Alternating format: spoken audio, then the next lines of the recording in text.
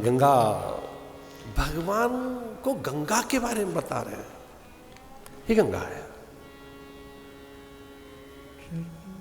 और केवल गंगा के बारे में नहीं बता रहे, थोड़ा ध्यान से सुनना। विश्वामित्र ने इतनी लंबी गाथा सुना दी गंगा की।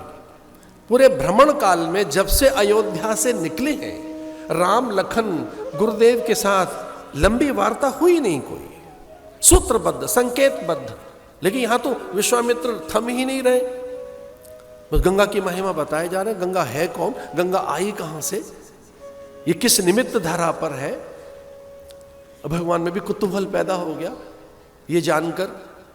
विश्वामित्र ने कहा कि आपको ये नहीं पता, ये गंगा हिमवान की पुत्री है और इसकी छोटी बहन है उमा, वो उसका पति महादेव है, वे उसकी बड़ी बहन है।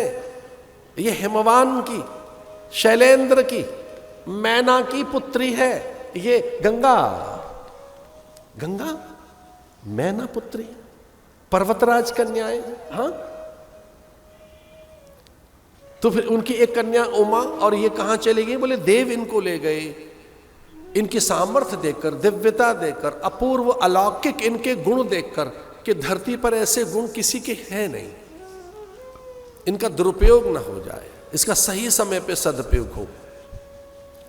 तो किसी भी स्त्री के सामने जब वो गंगा खड़ी हो जाती तो कोटाधिक उनमें ऊर्जा का संचार होता। तो जरा ध्यान से सुनिए, एक स्त्री के अंदर जितनी ऊर्जा होती है उस 1 करोड़ गुना गंगा में होती थी उस समय। इसलिए भी कि किसी स्त्री को ईर्ष्या न हो जाए, न्यूनता अनुभव न हो, अपमान अनुभव न हो, छोटा न लगे, गंगा में 1 करोड़ अधिक सामर्थ्य, शक्ति गंगा।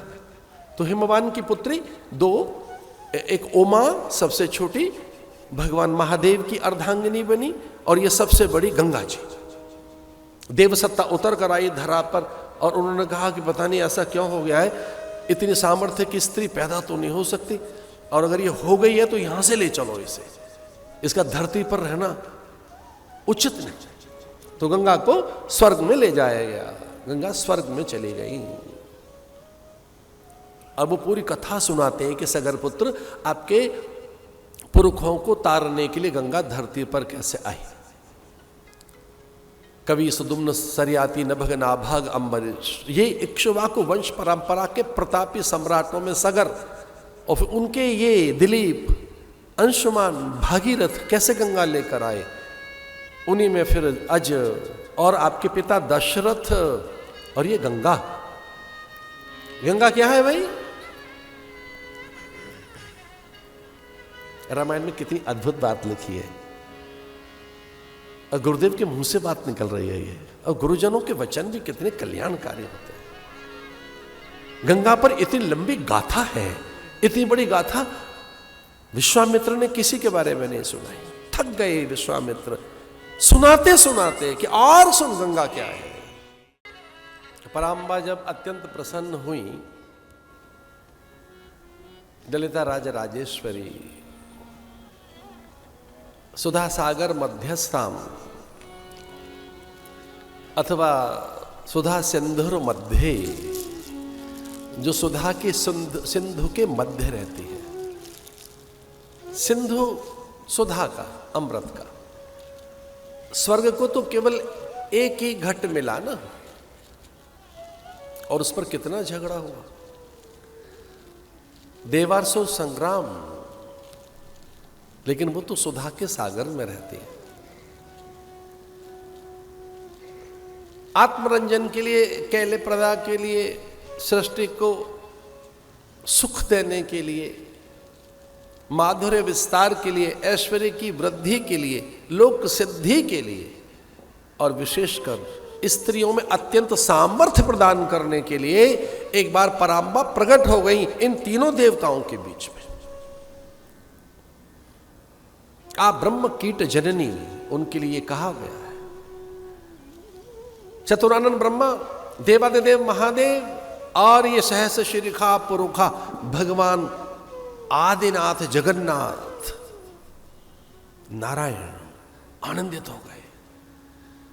आ ब्रह्म कीट जननी, उन्हें पता लगा हमारी जननी आ गई, इसी के सत्य से हैं हम, इसी की कोई एक सत्ता है, शक्ति है। लेकिन आज ये रूप से बनकर विविध वेश धारण करने वाली आज ये नारी बनकर ऐसे विमोहित करने हमें चली आई। उनकी एक शक्ति प्रकट हुई और माँ ने कहा मेरा वर्ण कर लो। ब्रह्मा ने कहा ना ना, मैं तो कल्पना भी नहीं कर सकता आपके वर्ण की। नारायण ने आंखें मूंद ली, वो खिन्न हो गई, अप्रसन्न हो गई। तो महादेव को लगा कि क्यों इन्हें रुष्ट करें। महादेव ने कहा चलो हम वर्ण कर लेंगे आपको, हम वर्ण करेंगे आपको, लेकिन हमें मिलेगा क्या? हम आपको अगर वर्ण करेंगे तो हमको आप क्या प्रदान करेंगे? तो पराम्बा ने कहा जो आपको अच्छा लगता हो हम में वो मांग लीजिए, वो हम आपको दे देंगे। तो भगवान ने कहा कि ये दो तो नेत्र सबके देखे, तीसरा ये क्यों है आपके माथे पे, ये क्या है?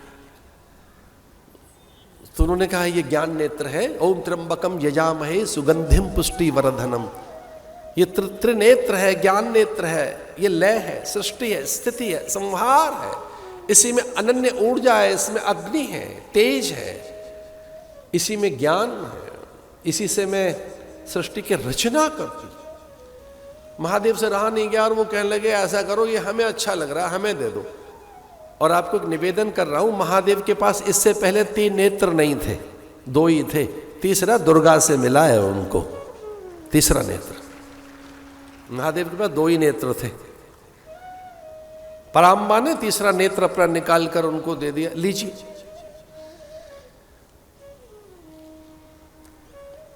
इससे आप संहार कर सकते हैं हेय का, निंदनीय का, जो त्याज्य, अग्राही है, अमान्य है, अपूज्य है, निशाचरों का। भगवान संहारक है ना। भगवान शंकर वध तो करते नहीं, संहार करते हैं। वध तो विष्णु करता है, वध करते समय देता है सुधरने का, वध करते वो सुधरने का समय देते हैं कंस को और रावण को। लेकिन महादेव संहार करते हैं, दुर्गा संहार करते हैं। तो बहुत सुंदर प्रसंग है कि नेत्र भगवान को मिल गया और भगवान को लगा कि पता नहीं अब ये खाली जगह इनकी हो गई है, अब ये क्या रखेंगे यहाँ। तो माने ऐसे ही अपनी दिव्य विभूति, ऐसे एक सौंदर्य श्री करेता, श्री मस्तक पे रख ली, ये बिंदी श्री सिंदूर रख लिया उस गड्ढे को छुपाने के लिए। अब जैसे श्री रखी तो भगवान ने पूछा ये क्या है? तो माँ ने कहा कि वो तो शक्ति थी सामान्य, मूल तो चीज मेरे पास यही है, श्री है, ये ऐश्वर्य है, ये यही विद्या है, यही विभूति है, इसी में दिव्यताएं हैं, इसमें अक्षय श्री है, ये अक्षय श्री। अब भगवान को लगा कि पत्नी तो हमारी हो ही गई है ये, तो कह लेंगे चलो ये भी हमें दे दो। तब से पुरुषों के नाम के आगे श्रीमान लगाया जाने लगा, श्रीमान। अब भगवान ने कहा आपने हमको श्री भी दे दी है, अभी आप क्या रखेंगे? तो पराम्बा ने कहा अब ये श्री हम किसी को दिखाएंगे नहीं, अपनी मति में रख लेते हैं। मति माने बुद्धि में। तब से स्त्री को कहने लगे श्रीमती, श्रीमती। तो अपनी महंगी चीज प्राय माताएं छुपा के रखती हैं,